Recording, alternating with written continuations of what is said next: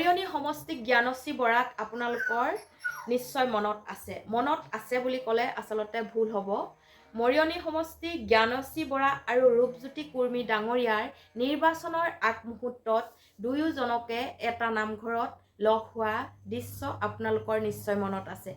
সেই দৃশ্যটো সময়ত কি ক'লে আপোনালোকৰ মনত আছেনে? আজি ৰিজাল্টৰ পাছত যেতিয়া জ্ঞানশ্ৰী বৰাৰ পৰাজয় হ'ল, সেই কথাষাৰ আচলতে ছ'চিয়েল মিডিয়াত ভাইৰেল হৈ পৰিছে।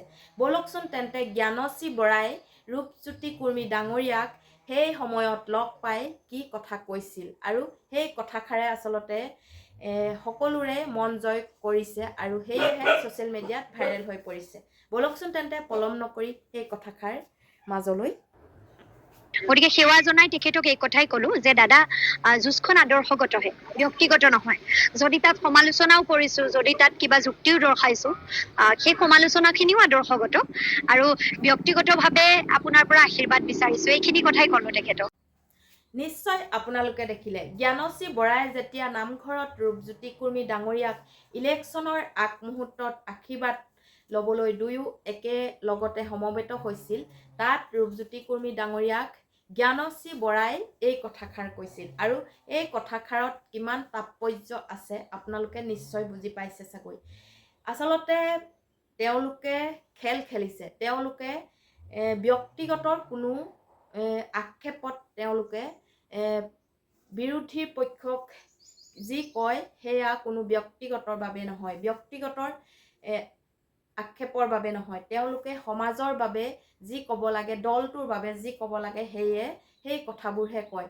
গতিকে তেওঁ স্পষ্টকৈ কৈ দিলে যে ৰূপজ্যোতি কুৰ্মী ডাঙৰীয়াক ক'লে যে ডাঙৰ হিচাপে আপোনাক যদি কেতিয়াবা কিবা কৈছোঁ সেইটো কিন্তু ব্যক্তিগত হিচাপে ভাবি নল'ব বা ব্যক্তিগত হিচাপে নহয়, দলৰ স্বাৰ্থত কেতিয়াবা যদি কিছুমান কথা কটাক্ষ কৰিছোঁ তেনেহ'লে সকলোবোৰ ক্ষমা কৰিব। এনেধৰণৰ কিছুমান কথা কৈ জ্ঞানশ্ৰী বৰাই যেতিয়া নেকি একেলগতে ভাওনাৰ এখনত একেলগ হৈছিল, সেই কথোপকথনকেইটা খুব ভাইৰেল হৈ পৰিছিল। গতিকে এনে দুজন ব্যক্তিৰ কথোপকথনে আমাৰ সমাজখনলৈ কিছুমান বাৰ্তা আনিছে। কাৰণ আমাৰ গাঁও অঞ্চলত বা গ্ৰাম্য অঞ্চলত যিসমূহ বিজেপি, কংগ্ৰেছ বা যিয়ে নহওক ৰাইজৰ দল হওক, তেওঁলোকৰ মাজত আচলতে পাৰ্টিত ওলোৱাৰ লগে লগে ব্যক্তিগত এটা শত্ৰুতা হৈ পৰে আৰু এই কথাষাৰ পৰাই এতিয়াৰ পৰা ভাবি লওক যে আমি মুঠতে পাৰ্টিহে খেলিছোঁ বা আমি ভোট মই বিজেপিক দিওঁ, কোনোবাই কংগ্ৰেছত দিয়ে, কোনোবাই এজিপিত দিয়ে, যে যাক দিয়ে দিব পাৰে, কিন্তু আমি যদি ক'ৰবাত গৈ কাৰোবাক দলৰ সপক্ষে কটাক্ষ কৰিবলগীয়া হয়, সেইটো যাতে ব্যক্তিগতৰ শত্ৰুতা কেতিয়াও হ'ব নোৱাৰে বা ব্যক্তিগতৰ শত্ৰুতা হিচাপে কাকো কটাক্ষ কৰিব নালাগে। সেই গতিকে জ্ঞানশ্ৰী বৰা আৰু ৰূপজ্যোতি কুৰ্মী এই কথোপকথনকেইটাৰ ছ'চিয়েল মিডিয়াত এতিয়া খুবেই ভাইৰেল হৈ পৰিছে আৰু বৰ সুন্দৰ কথা কৈছে। জ্ঞানশ্ৰী বৰা এগৰাকী বহুত জ্ঞানী আৰু গুণী ছোৱালী, তেওঁ ভৱিষ্যত উজ্জ্বল কামনা কৰিছোঁ।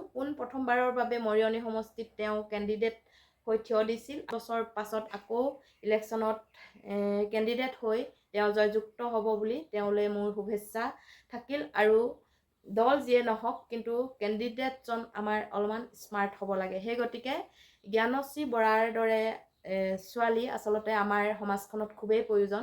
তেওঁ আচলতে প্ৰফেচাৰ আছিল কলেজত, যিহেতু তেওঁ কলেজৰ চাকৰি ত্যাগ কৰি তেওঁ ৰাজনীতিৰ পথাৰখনত খোজ পেলাইছিল। প্ৰথমবাৰ তেওঁ ছাকচেছ হ'ব নোৱাৰিল, দ্বিতীয়বাৰ যাতে এই সপোনটো তেওঁ পূৰণ হয় তাৰে কামনাৰে মই আজি মোৰ ভিডিঅ'টো ইমানতে সামৰণি মাৰিছোঁ। আৰু মোৰ যদি কথাকেইটা ভাল লাগিলে লাইক, কমেণ্ট আৰু শ্বেয়াৰ কৰিবলৈ নাপাহৰিব। আৰু যিসকলে মোৰ চেনেলটো প্ৰথমবাৰৰ বাবে চাইছে তেনেহ'লে চেনেলটো ছাবস্ক্ৰাইব কৰি কাষতে থকা বেল আইকনটো ক্লিক কৰি দিবলৈ নাপাহৰিব। ধন্যবাদ।